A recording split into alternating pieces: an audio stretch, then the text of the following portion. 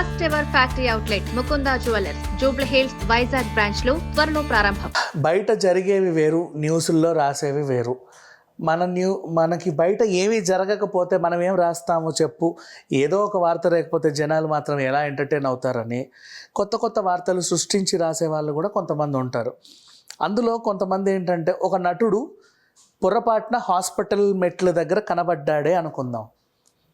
అస్వస్థత రేపో మాపో, అసలు ఇంకా లాస్ట్ స్టేజ్లో మరికొన్ని గంటల్లో అన్నట్టు వేసి మానసికంగా శారీరకంగా ఆల్రెడీ చంపేస్తారు, తర్వాత మానసికంగా ఒక వేదనకు గురి చేస్తారు. అట్లా గతంలో కూడా చాలామంది నటులు ఒరే నేను బతికే ఉన్నాను రా, నన్ను చంపకండ్రా బాబు మీ వార్తల కోసం అని పెట్టుకున్న దాఖలాలు కూడా చాలా ఉన్నాయి. చెప్పుకున్న ఏడుపులు పెడబొబ్బాలు కూడా బోల్డ్ ఉన్నాయి. నెక్స్ట్, ఒక ఫంక్షన్కి ఇప్పుడు ఫర్ ఎగ్జాంపుల్ స్టార్ నటులు ఉంటారు. ఈవిడ సినిమాల్లో ఉంటుంది, ఆయన సినిమాల్లోనూ ఉంటాడు. సో బాగా ఫేమస్ కూడా. ఏదన్నా ఫంక్షన్కి పెళ్ళైన తర్వాత, వీళ్ళు పొరపాటున పెళ్ళైన తర్వాత ఒక ఫంక్షన్కి ఈవిడ ఒంటరిగా వచ్చిందనుకోండి, విడాకులు తీసుకుందేమో అని కథనాలు రాస్తారు. ఇంకెక్కడన్నా పోనీ ఆయన ఒంటరిగా కనిపించినా సరే, వీళ్ళు ఈ మధ్య తరచూ ఒంటరిగానే వస్తున్నారంటే విడిపోయే ఉంటారని విడాకులు రాసేస్తున్నారు. ఈ క్రమంగా ఎంజాయ్ చేసే వాళ్ళు కూడా బోల్డంతమంది ఉన్నారు. ఇదేంటో ఏం ఆనందమో కూడా తెలియదు. సరే, ఇప్పుడు నేను మాట్లాడిపోయే జంట గురించి, వీళ్ళకి ఇప్పుడు ఇవ్వలేదు విడాకులు, కనీసం ఒక 2-3 డజన్లు విడాకులు వార్తలు ఇచ్చారు. అంటే ఒకసారి కాదు వార్తలన్నీ, 2-3 డజన్లు అంటే కనీసం 25 టైమ్స్ విన్నాం మనం. అండ్ ఇంకెన్నిసార్లు గత 8 ఏళ్ళు అనుకుంటా, 8-9 ఏళ్ళ నుంచి తరచూ ఈయన ఎప్పుడైతే బిగ్ బాస్కి వచ్చాడో ఆ తర్వాత నుంచి విడిపోవాలనుకుంటున్నారు, విడాకులు తీసేసుకున్నారు. విడాకులు ఈరోజు తీసుకుందామా రేపు తీసుకుందామా అని ఆలోచిస్తున్నారు. అరే బాబోయ్, ఏంటిది? ఎక్కడన్నా వీళ్ళకి ఓపెన్గా స్టేట్మెంట్ ఇవ్వడం చూసారా, లేకపోతే ఎక్కడన్నా వీళ్ళ సన్నిహితులు చెప్పడం విన్నారా? మళ్ళీ అన్ని మెయిన్ స్ట్రీమ్ ఛానల్స్, మహా ఛానల్స్ అన్ని పెద్దవి, వీళ్ళు ఏదన్నా రాశారు అంటే చిల్లాచిత్తగా వాళ్ళందరూ వీళ్ళ మీద పడి ఇది నిజమేనేమో అని సోర్స్ తీసుకొని, అంటే వీళ్ళనే సోర్స్గా తీసుకొని దాన్ని ఇంకా ముందుకు తీసుకెళ్ళే వాళ్ళు కూడా ఉన్నారు. నేను మాట్లాడే కపుల్ శివబాలాజీ అండ్ మధు గారు. వీళ్ళు వెరీ గుడ్ కపుల్. సినిమా ఇండస్ట్రీలో ఉండి ఇండస్ట్రీలో పరిచయాలు పెంచుకొని ఇండస్ట్రీలోనే ప్రేమించో పెళ్లి చేసుకున్న వాళ్ళని చాలా అరుదుగా చూసాము. అట్లాంటి వాళ్ళ జాబితాలో వీళ్ళని కూడా చేర్చుకోవచ్చు. కానీ ఈ విడాకులు అనే న్యూస్ ఎక్కడ పుట్టిందో, ఎందుకు పుట్టిందో, ఎవడు పుట్టించాడో తెలియదు. కానీ ఒకసారి ఎవడో రాశాడు, ఇంకా సరేలే ఏదో రాశారు అంటే, వీళ్ళు ఒక ఇంటర్వ్యూ ఇచ్చినప్పుడు అందులో వీళ్ళేదో చెబితే వాళ్ళకి ఇంకేదో రకంగా అర్థమయ్యి ఒక ఆర్టికల్ అనేది రాసుకున్నారు. తర్వాత అది ఆర్టికల్ నిజమని నమ్మి మిగతా వాళ్ళు దాన్ని ముందుకు తీసుకెళ్లారు. ఏదైనా ఒక అంశం మీడియాలో పెరుగుతుంది అంటే దాన్ని పోషించి పెంచే వాళ్ళు ఇంకా చాలామంది ఉంటారు.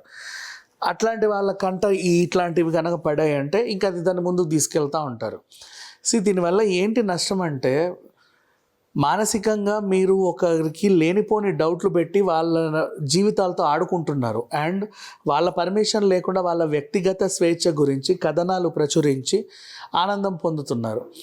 నెక్స్ట్, వాళ్ళకు కూడా పిల్లలు పెద్దలు ఉంటారు, తల్లిదండ్రులు ఉంటారు, పిల్లలు ఉంటారు, చుట్టాలు ఉంటారు, ఫ్రెండ్స్ ఉంటారు, శ్రేయోభిలాషులు ఉంటారు, మిత్రులు ఉంటారు.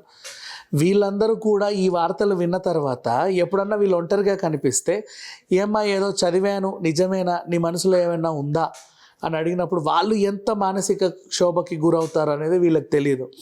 నెక్స్ట్, వాళ్ళకి పిల్లలు ఉంటారు, పెద్దవాళ్ళు అవుతూ ఉంటారు. మీ మమ్మీ డాడీ గురించి ఏదో వచ్చిందంట న్యూస్, మా మమ్మీ డాడీ మాట్లాడుకుంటే విన్నాను అని వాళ్ళు వెళ్ళి వాళ్ళతో మాట్లాడితే ఎలా ఉంటుందో చెప్పండి. చైల్డ్ హెరాస్మెంట్ ఇది. చిన్నపిల్లల్ని మానసికంగా వేదనకు గురి చేస్తున్నారు మీరు, మెంటల్ హెరాస్మెంట్. నెక్స్ట్, మళ్ళీ వీళ్ళ పేరెంట్స్ ఉంటారు పాపం, వాళ్ళకి మేబీ కొంతమందికి, వీళ్ళనే కాదు ఎవరైనా సరే, కొంతమందికి హెల్త్ ఇష్యూస్ ఉంటాయి. అంటే వినకూడని మాటలు ఏమన్నా వింటే అప్పటికప్పుడు హార్ట్ స్ట్రోక్లో ఇంకేవో వచ్చే ఉంటాయి. వాళ్ళు అలా రెస్ట్ తీసుకొని ఉంటారు. సడన్గా వచ్చి మీ కూతురు అల్లుడు విడిపోతున్నారటగా అని చెప్పేసామన్నాం అనుకో, ఏమైంది చెప్పండి ఒకసారి. అవునా ఏమైంది అని భయం వేస్తుంది. ఆరోగ్యానికి సంబంధించినటువంటి ప్రాబ్లమ్స్ వస్తాయి. అసలు ఏమీ ఆలోచించరు. కానీ ఒక వార్త అంతే, మనుషులు విడిపోతే చూసి ఆనందించి అట్లాంటి లోకంలో బ్రతుకుదామని ఎందుకు అనిపిస్తుంది జనాలకి? ఏం చూసి, ఏ ఉద్దేశంతో? అంటే ఇద్దరు మనుషులు కలిసి ఉంటే మీరు ఓర్వలేరా చెప్పండి? ఎవరైనా సరే వాళ్ళ పిల్లలు పెరుగుతా కలిసి ఒక 10 ఏళ్ళో 25 ఏళ్ళో 15 ఏళ్ళో సంసారం చేస్తే కళ్ళమంట ఇంకేమైనా. అండ్ జనవరి 14వ తేదీన పాపం ఆవిడ ఒక వీడియో పెట్టింది, చూస్తే కనుక చూడండి, కళ్ళు పెద్దవి చేసుకొని చూడండి. అందులో మామిడల్లం కొనుక్కొని ఆవిడ దాన్ని తొక్క తీస్తా, నార తీస్తా, మీ నార తీయలేక దాని నార తీస్తా. ఏం చెప్పింది అంటే, మా ఆయన తెచ్చాడండి ఇవి, విడిపోయిన వాళ్ళ ఆయన ఎందుకు తెస్తాడు? అట్లన్నా కానీ కామన్ సెన్స్ లేదు మీకు. నెక్స్ట్ దానికి ముందు జనవరి 6 అనుకుంటే ఇంకో వీడియో, ఇద్దరు కలిసి ఉన్నారు ఒక మ్యూజికల్ ఈవెంట్లో. That is also fine. చాలు. అంటే ఏంటి ఇప్పుడు నేను కూడా ఏం చెప్పదలుచుకున్నానంటే, మీకు క్లారిఫై చేయడానికి కొన్ని ప్రూఫ్లు పెట్టాల్సి వస్తుంది. లేదురా బాబు వీళ్ళు విడిపోలేదు, కలిసే ఉన్నారు అని. కానీ వార్తలు రాసే వాళ్ళకి సిగ్గు లజ్జ ఏమీ ఉండదా? అన్నీ వదిలేసుకుంటే రాజకీయాల్లోకి వెళ్తామని ఒక సినిమాలో చూస్తే, అన్నీ వదిలేసుకుంటే కానీ మేము జర్నలిజంలోకి వస్తామని వీళ్ళు ఫీల్ అవుతారా? నిజంగా తెలియదు. ఇది స్వేచ్ఛ కాదు. ఇలాంటివి వార్తల్ని ఎవరు నమ్మకండి. రాసేవాళ్ళు కూడా నిజంగా ఎక్కడ సోర్స్, మీకు ఎక్కడి నుంచి వచ్చింది సోర్స్?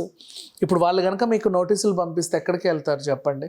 మా చిల్డ్రన్ని మెంటల్ హెరాస్మెంట్ చేస్తున్నారు, మమ్మల్ని మెంటల్ హెరాస్మెంట్ చేశారు, మా ఇంట్లో ఉన్న పెద్దవాళ్ళని మెంటల్ హెరాస్మెంట్ చేశారు, మా అనుమతి లేకుండా మా ప్రైవసీ గురించి వీళ్ళు పబ్లిక్ ప్లాట్ఫామ్స్లో చర్చిస్తున్నారు, మా జీవితాల గురించి అని. వాళ్ళు ఎన్ని కేసులన్నా ఎన్ని సెక్షన్స్ అన్నా పెట్టుకోవచ్చు.